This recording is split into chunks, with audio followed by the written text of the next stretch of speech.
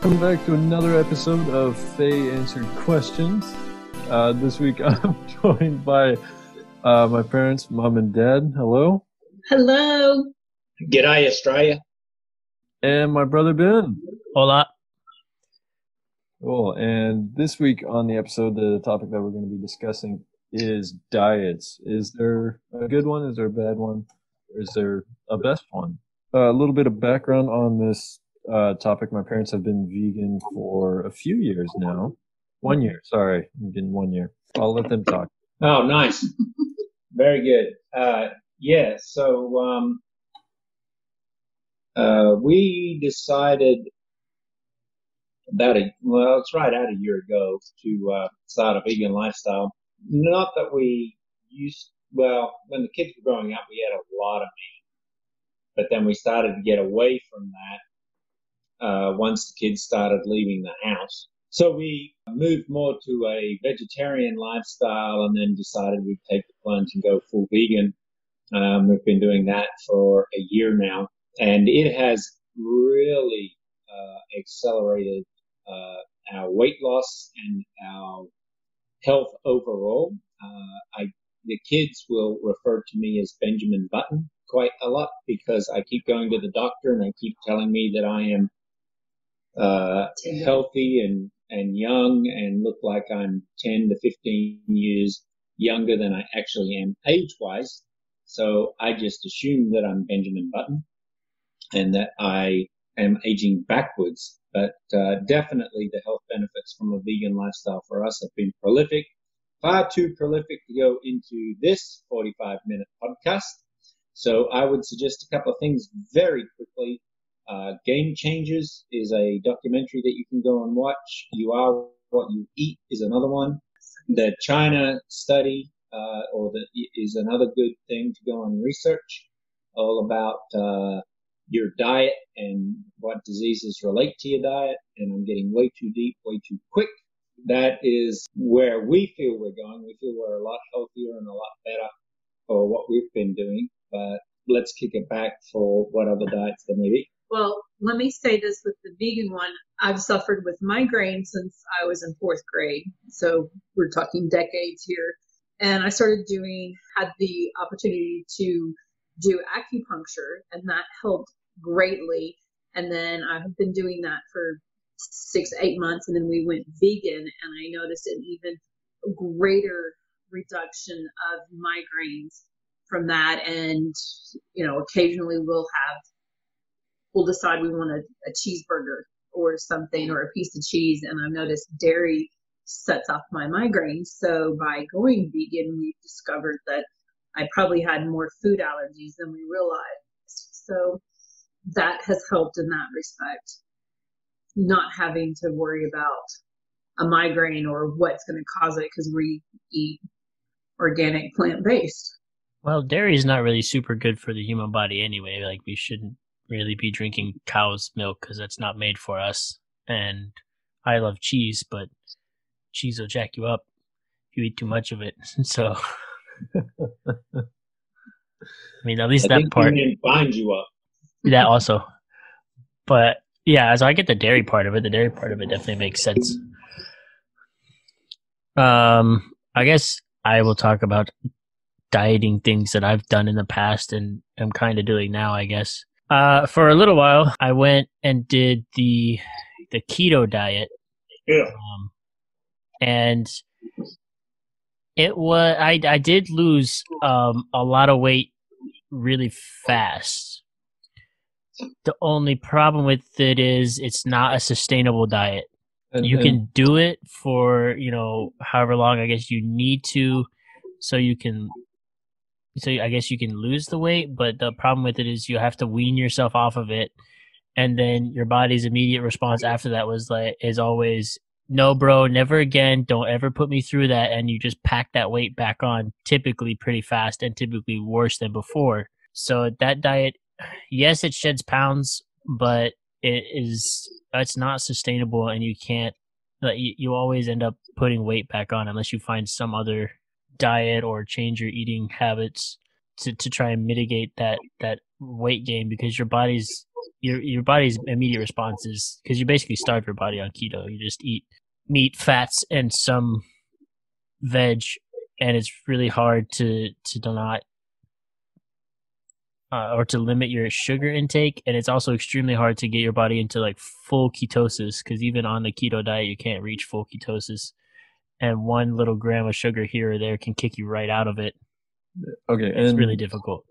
For the listeners that may not know what the keto diet is exactly, could you explain kind of what it is? So basically what it is you don't, it's like no carbs, like absolutely no carbs, and you eat a lot of fats, and what you're trying to do with this diet is get your body to, instead of burn carbohydrates and like complex sugars and that kind of stuff for energy, you're trying to get your body into a state of burning your fat stores and your fat reserves for energy. And to do that, it's a difficult, like the first couple of weeks of that diet are difficult to get your body to switch over, and you definitely feel hungry all the time. There's this thing called the keto flu that comes along with that. Like you feel sick and stuff. I didn't get it too bad, but I know people that have got it like really bad when you first switch over, because it's a drastic change for your body. So if you do decide you want to do that to lose a lot of weight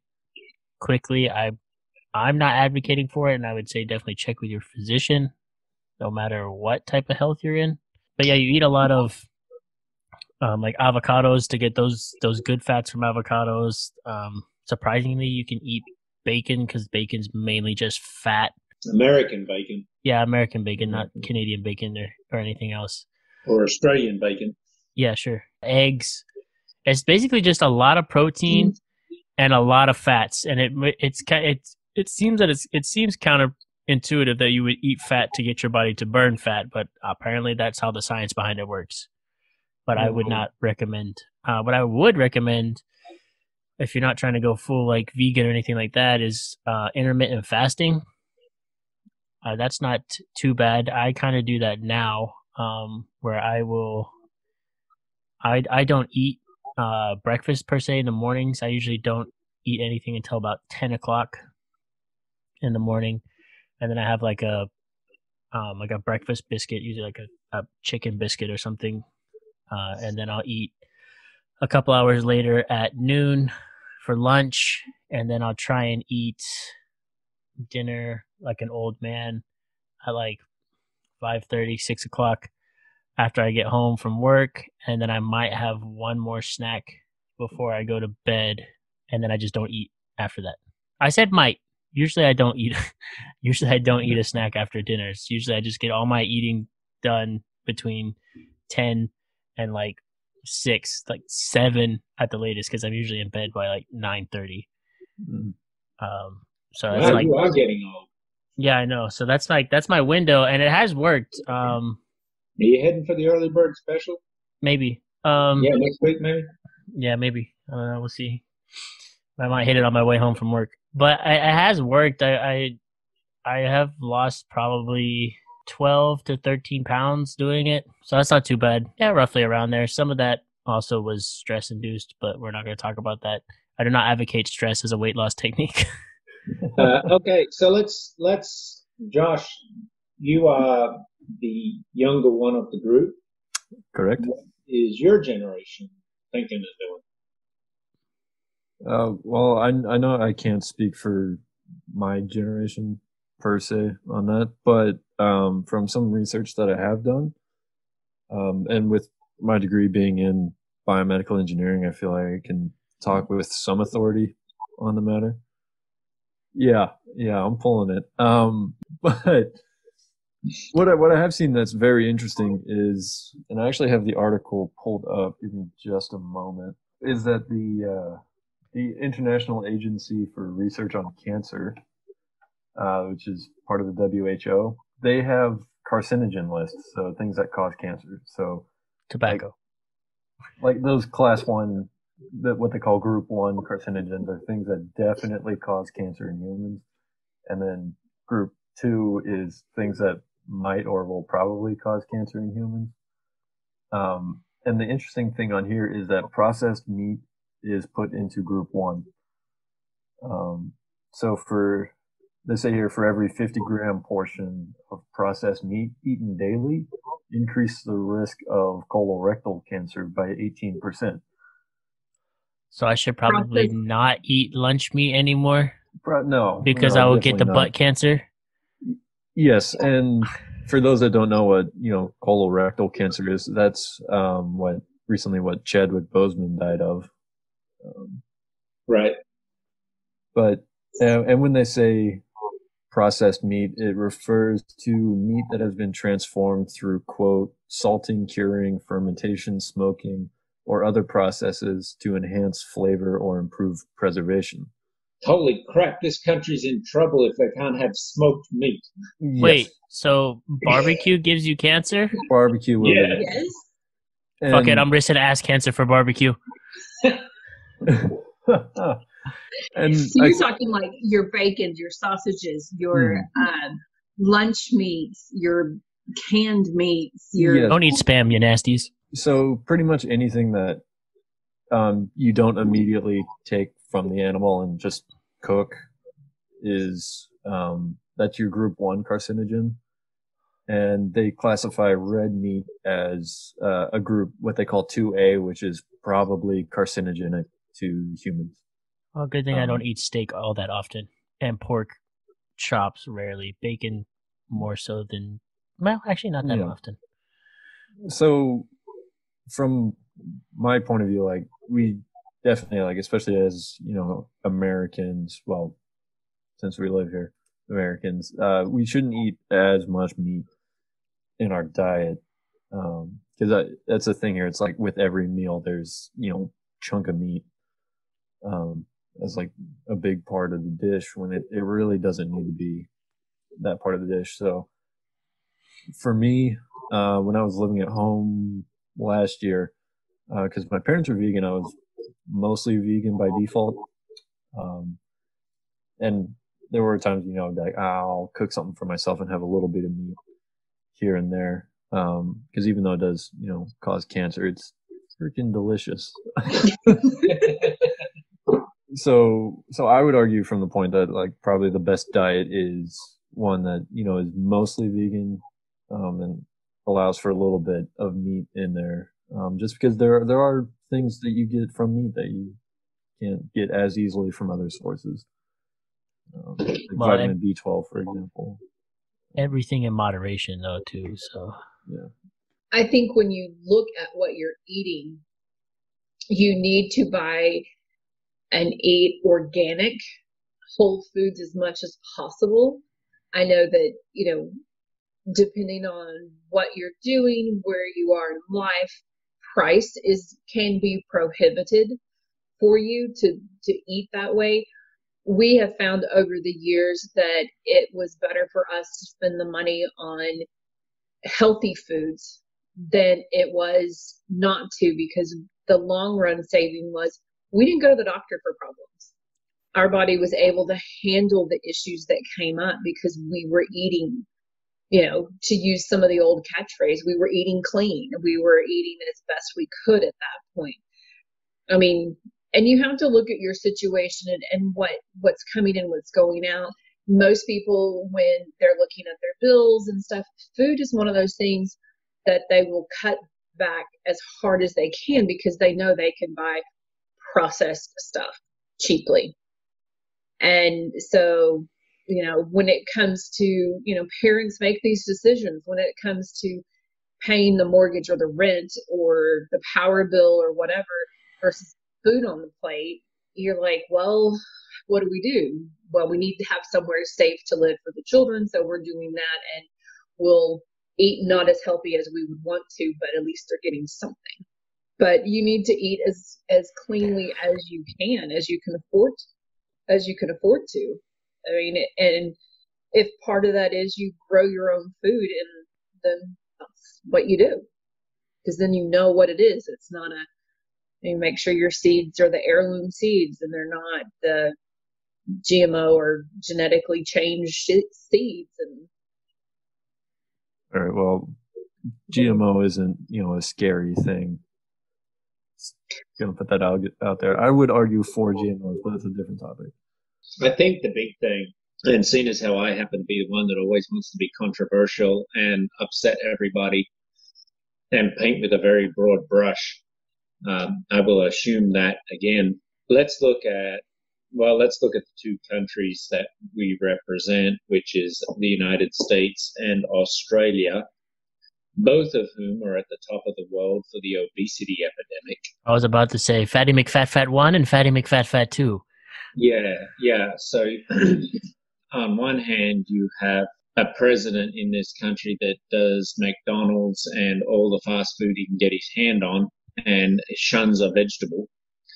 And on the other hand, you have Russell McFatty Crowe, who, after he stopped working in Hollywood, decided obesity was the way to go. Bro, I saw a picture of him recently. Oh, my whale.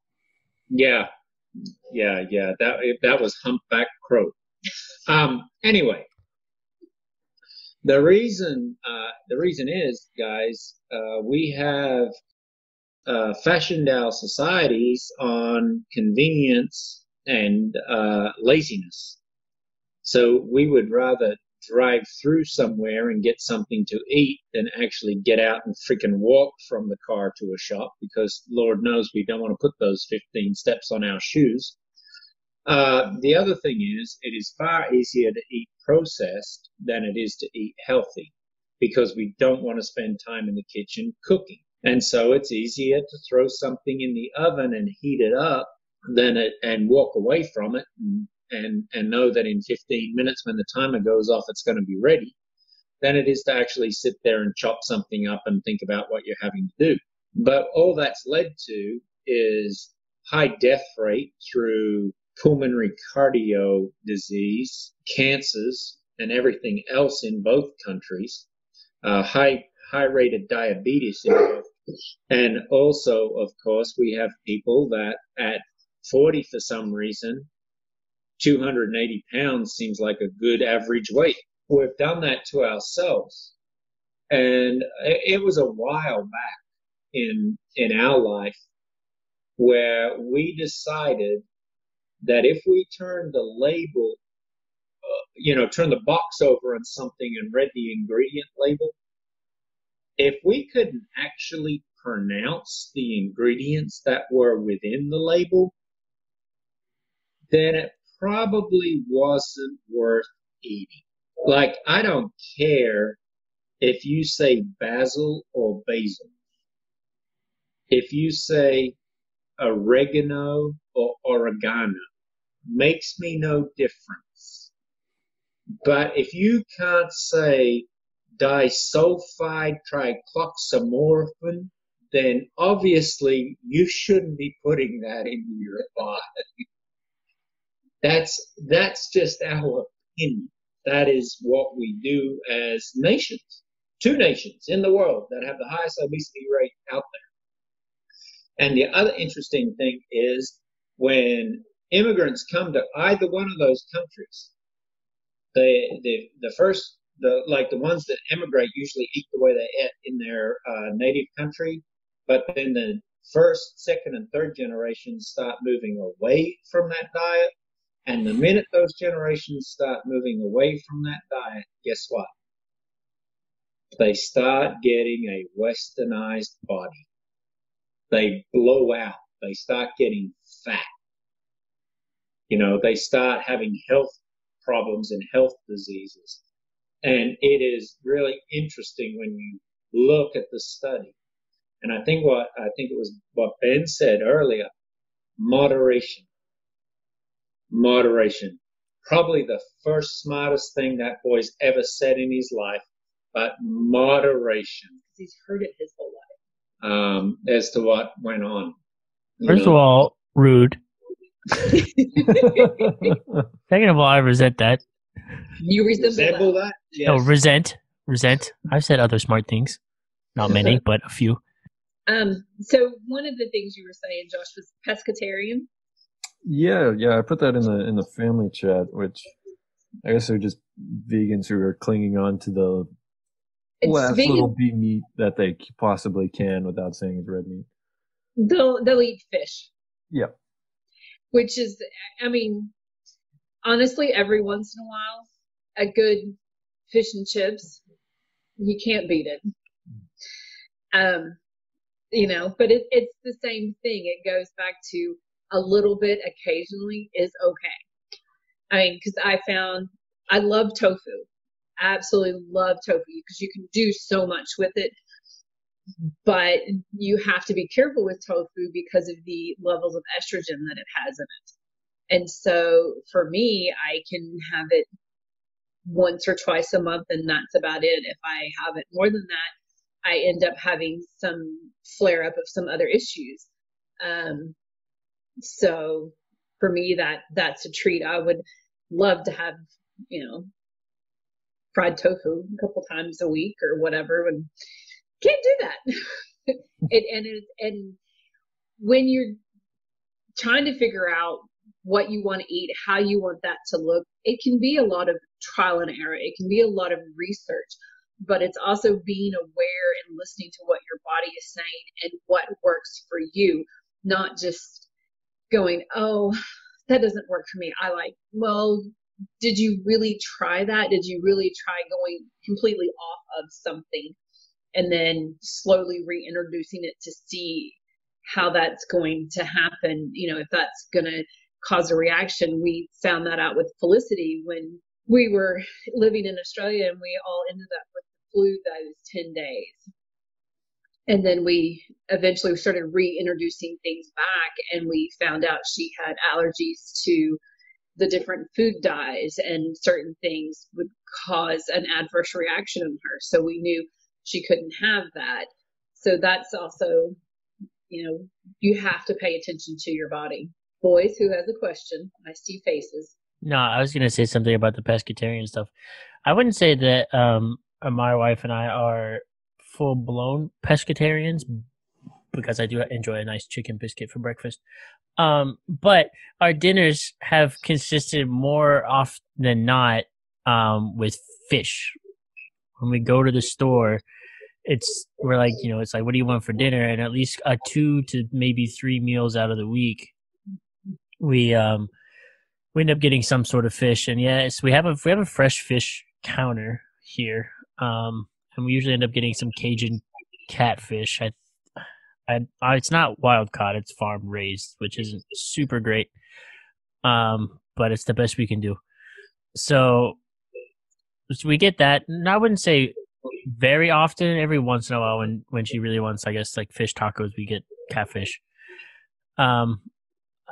I try and get like fresh wild caught. I make sure that it says wild caught salmon from the fish counter, and then the best we can do on other stuff is I do like mahi fillets and barramundi fillets as well. We can only get those frozen, but I make sure that those bags say wild caught or sustainably sourced. But we do eat quite a bit of fish, and I think that's also helped with my weight loss a little bit as well, because more dinners than not, it's at least fish. And since I'm too lazy, I guess, to steam my own vegetables, I just get the steamable bags out of the freezer section. But I at least try and put some type of vegetable on the plate, at least at dinner. Lunch is a different story because it's more processed, because it's just quick, I guess, for work. But sometimes if I have leftovers, I'll take those. But it doesn't have to be processed for lunch. Like last night, I enjoy a good potato bread. No, last night I made individual pizzas using naan bread that I had made. My ass! I love naan. I mean, I put on there homemade red pasta sauce that I had made earlier in the week using some of the fresh basil that we had and oregano. And I just grated up different vegetables that we happened to have in the fridge, like a sweet potato, a zucchini. There was mushroom and onion, and we chopped up bok choy and grated radish, and I can't remember what all else we had on there. I hate mushrooms. But I just put all that on there and baked it off. Well, we typically don't eat dinner per se anymore because we're just not hungry. but it was ready to go for lunch. So we have that for like 2 days, 3 days worth of lunch in the fridge so that we just take that. There's always that option of, you know, take that Sunday afternoon and do food prep, meal prep, and have your lunches ready to go, or know when you make dinner at night that you're going to do enough for lunch the next day. So you're A, saving money, B, you're not eating processed stuff, and you can control what's in there. You can control your salt intake from that. I mean, you guys know from growing up, we rarely cooked with salt. I mean, like a little bit, we didn't add extra salt. So when we went out to dinner, it was always a shock at how salty things were. Especially, I remember growing up, if we decided to get cheap meat or whatever from Walmart, and we'd be having regular stuff that was not infused with saline, and then you cook like steak or whatever from Walmart, and we would look at Dad like, "What the did you do to this food?" And he's like, "Nothing, just garbage ass Walmart steak." And then we were like, "Never again get this," because I feel like, for those of you that know SpongeBob, when he was looking at the water glass, all shriveled up, just because that shit was gross. Cool. So I want to bring up another side to these type of diets, which is more the environmental impact of them. So we've talked a lot about personal health, but how does your diet, affect, the environment? So most farmland that's used it's used a lot for, cattle and, other animals, that sort of thing. And that's what uses, a lot of water as well. And it's part of the reason why down in Brazil, they're, burning parts of the Amazon rainforest is to make room for all these, herds of cattle and shit so they can turn it into pastures. Bastidos. And if you look at, the amount of, area or land used for, just purely like vegetables and like a vegan diet compared to like a more traditional like American diet, like the percent difference is massive. And also water usage is drastically different. So that it has, that big of an impact. And you don't even, realize it when you're like, oh, I'll just get like a hamburger or something like, the amount of, land usage and water usage like that just went into making, that burger. That hamburger destroyed about 6 acres of land. Right. Yeah, it's nuts. And even, look at nature, the meat-eating predators, there's not a lot of them, at the ones that are at the top of the food chain. There's a reason there's not a whole lot of those types of animals and there's more herbivores, right? It's not sustainable if, there's, a ton, like 7.8 billion people on the planet all want to cut a meat, planet just can't sustain that amount. One thing I want to say, and this is going to piss off any of you farmers out there that decide to tune into this, or anybody that's a farmer's kid. A lot of the land that's used throughout the Midwest and across the country that is used for farming, a lot of it is government subsidized. So the government, and this is going to get political, funnels money into those farms to keep them going so that they can keep making food that is cheap to make, processed, and without much regard to the environmental impact, while the people that basically do either subsistence farming or the farmers market, or they provide, they're not as large scale. Those guys are the struggling farmers, and then by the same token, those other big farmers that always whine and cry when their crops get demolished, and they want to be like, oh, well, we provide food for you. Like, what would you do without farmers? We'd fucking figure it out, because you guys, like, for the most part, and I got friends that are farmers, so they're gonna hate this when they hear it, but a lot of the crops grown now is just corn. They grow coins?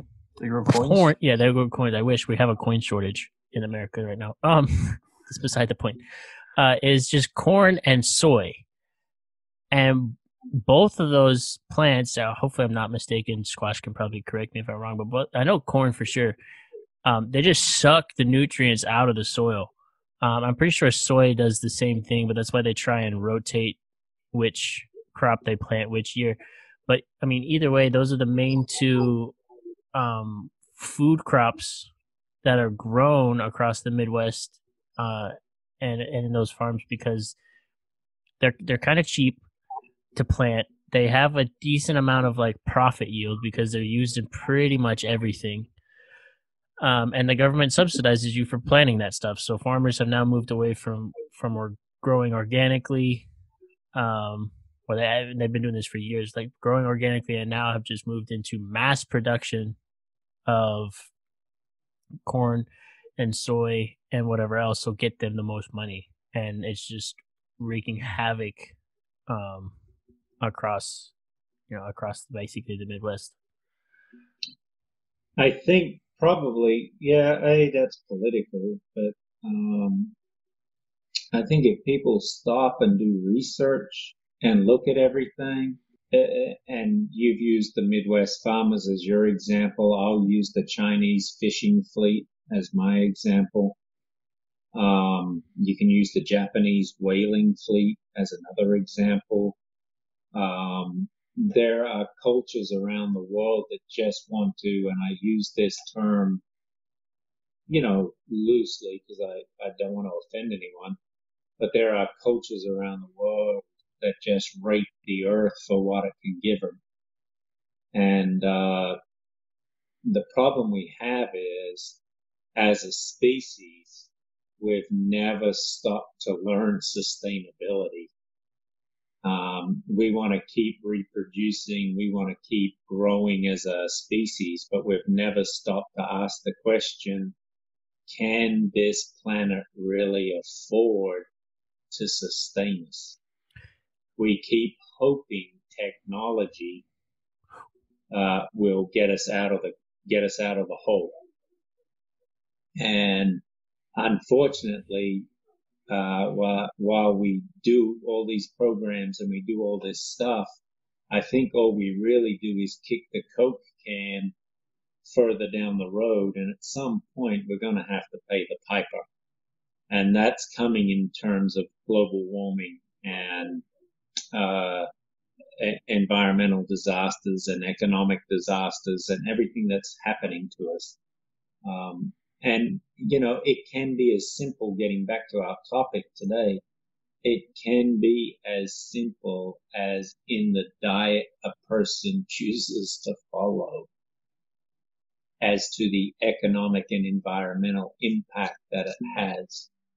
If we have a nation of people that decide, you know what, I'm going more, not necessarily full-blown vegan. I'm not saying everyone has to become like your mother and I and be full-blown vegan, but if they go more to a plant-based diet, and when I say whole foods, I'm not talking about the market that Jeff Bezos bought with his Amazon company, because God knows he's got enough money and doesn't need anything more. But, Whole Foods sponsor us. If he would, it'd be great. I'd take his money gladly. Hashtag not an ad, hashtag not sponsored. But I hear that Jeff Bezos is kind of a tightwad and very selfish son of a bitch anyway. Anyway, what I'm saying when I say whole food, I'm talking about just a natural plant that hasn't been processed in any way. So you're walking out your back door into your garden, be it a earth garden, a aquaponics garden, or a hydroponics garden. And if you need to look up those terms, go right ahead, because there's other ways to grow food other than putting it in the dirt. And pulling that plant from that garden and taking it to your kitchen and washing it and chopping it and using it as you would, and not running it through a factory that wants to mix it with any sort of man-made chemical that they can find in order to sustain the shelf life to 27 years rather than 5 minutes. So that's what we're talking about when we say whole food. We're talking about being able to walk out your back door, pick a strawberry from your plant, rinse it under a tap, and eat it. And those sort of choices have a big impact on the earth. Talking about the different types of diets, I think one of the things we need to do is change the terminology. It's not a diet, it's a lifestyle change. A diet is something you do for a short time and you cycle on and off of those, and it's not healthy. But if you find one that works for you, it's a lifestyle change, and it should reflect what your beliefs are, how you believe, what you think of everything else should be reflected in all parts of your life. Ben, you're about to burst. What is it? Yes. Okay. So when Dad was talking about, go ahead, take it back. When Dad was talking about, you know, the cultures that rape the earth and technology and how we're just hoping for it. I just had thoughts like the reason that recently in the Midwest there was a large flooding that happened and it took out a lot of farmland and all the farmers whined and cried. But no one really stopped to look and say, well, why? And yes, it was due to an exorbitant amount of rainfall also.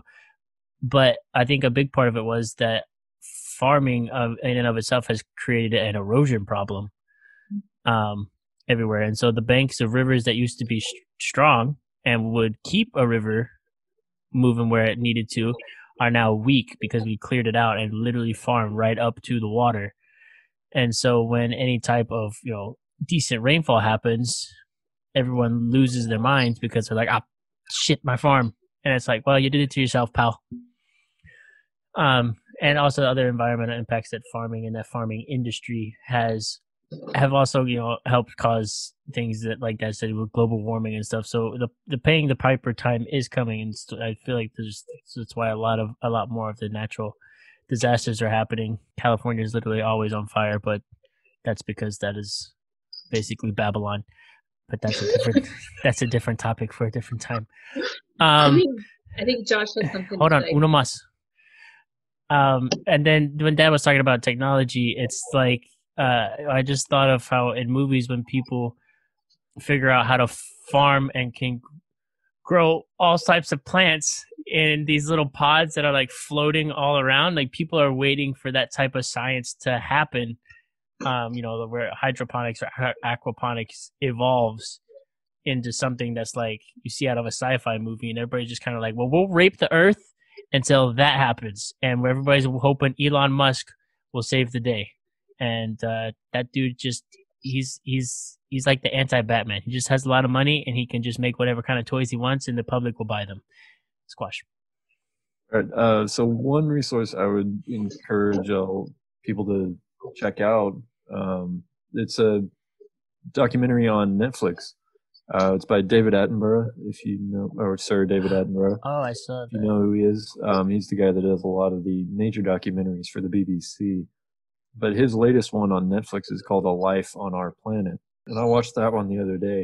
And that one, he goes through his life and the time that he spent, going out and doing these documentaries. And throughout this series, like he'll go through different years and it'll pop up on the screen, there's, X amount of, CO2 parts per million in the atmosphere at that year. And also like what percentage of the world was still, quote unquote, wild at that time. And the population. Yes. And the population on there.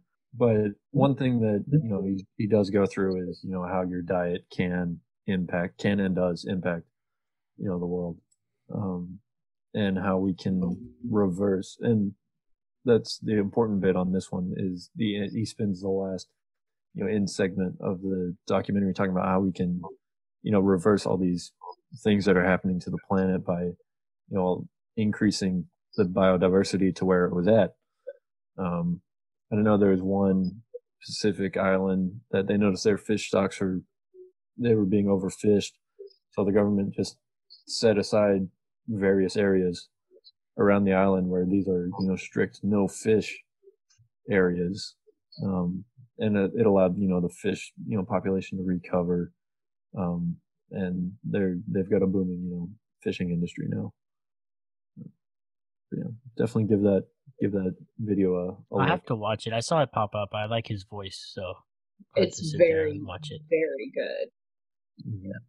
He's like 90 some odd years old now. I didn't even know that. Yeah, 93, 94. And I think it does come back to what we've been saying all along, and this is probably not a Fahy Ask Questions session that most people are thinking about when they see the topic diets, and it comes back to saving the planet. But honestly, people really need to think about what we do and how the big thing has always been, what can you do as an individual to help save the planet? Guess what?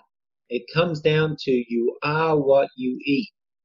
And if you want to remain a member of the community of the planet Earth, then you need to watch what you eat. Anyway, I don't have too much else to say. I think I've said everything that I want to say. Mom? I think you just need to look at what your goal is, how you want to live, how you want to look when you're talking about food and what you want to be. But you also need to be happy within yourself, which is a big thing. And you need to make sure that you are giving your body all the nutrients and the fuel that it needs, because the minute you don't, you end up looking starved and like a bobblehead if you're not eating, or you look like Jabba the Hutt. And I mean, those are your two extremes. You need to make sure that you are feeding your body correctly, and everybody has a different take on that, but moderation, make sure what you're doing coincides with your values of how you look at the world and how you can help sustain the planet. Thank you, everyone, for listening to this episode. I know it's a little loose, not a whole lot of structure to it this week, but we'll catch you around in the next episode. So until then, I've been Josh. I'm Mom. Yeah, I'm Dad. And I'm everyone's favorite, Ben. See ya.